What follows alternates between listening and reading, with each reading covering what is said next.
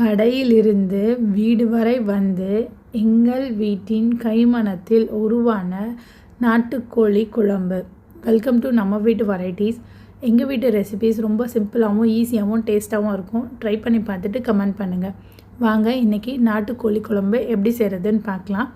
நாட்டுக்கோழி எப்போவுமே கொஞ்சம் பெருசாக கட் பண்ணால் தான் அந்த எலும்பு துண்டு விழுகாமல் இருக்கும். அதனால் கொஞ்சம் பெருசாக கட் பண்ணிக்கோங்க. மஞ்சத்தூள் போட்டு நல்லா கழுவி எடுத்துக்கலாம்.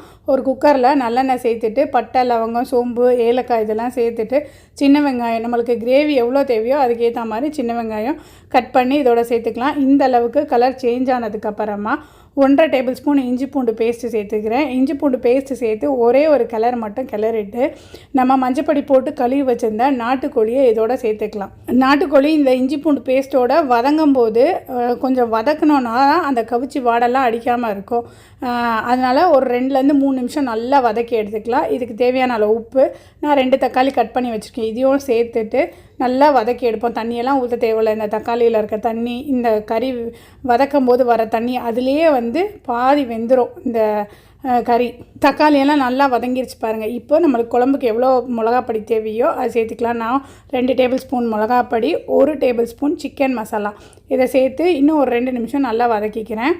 மசாலா எல்லாம் கறியில் படுற அளவுக்கு ஒரு 2 நிமிஷம் வதக்கிட்டு குழம்புக்கு எவ்வளோ தேவையோ அந்த அளவுக்கு தண்ணி சேர்த்துக்கலாம். தண்ணி சேர்த்துட்டு உப்பெல்லாம் செக் பண்ணிவிட்டு குக்கரை மூடி ஒரு விசில் மட்டும் ஹையில் வைங்க. மிச்சம் 5 விசில் ஸ்லோவில் வச்சு எடுத்தோன்னா கறி நல்லா பஞ்சுன்னு சூப்பராக வெந்துடும்.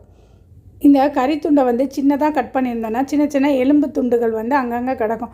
பெருசாக கட் பண்ணியிருந்தோன்னா வேகும்போது அது கொஞ்சம் சின்னதாக ஆயிரும்.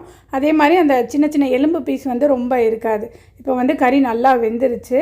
இப்போ நான் ஒரு பேஸ்ட் மட்டும் அரைச்சிக்கிறேன். கொஞ்சமாக தேங்காய், ஒரு 1/2 டேபிள் ஸ்பூன் சோம்பு, ஒரு 4-5 முந்திரி பருப்பு இந்த மாதிரி அரைச்சி சேர்த்து பாருங்கள். குழம்பு ரொம்ப டேஸ்ட்டாக இருக்கும்.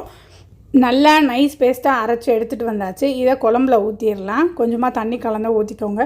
குழம்பு நல்லா கெட்டியாகவும் இருக்கும், அதோட டேஸ்ட்டும் சூப்பராக இருக்கும். இந்த மாதிரி முந்திரி பருப்பு அரைக்கும் போது சேர்த்து கடைசியாக கொஞ்சமாக கொத்தமல்லி, கருவேப்பிலை இதெல்லாம் சேர்த்துட்டு இந்த நொறையாக இருக்குல்ல, அந்த நுரை அடங்குற வரைக்கும் நல்லா கொதிக்க விடுவோம்.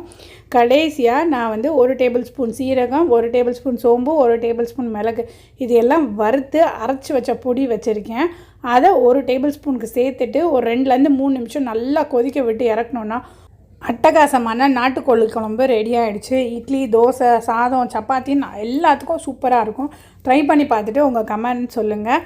உங்களுக்கு இந்த வீடியோ பிடிச்சிச்சுன்னா லைக் பண்ணுங்கள், சேனலுக்கு சப்ஸ்கிரைப் பண்ணிக்கோங்க.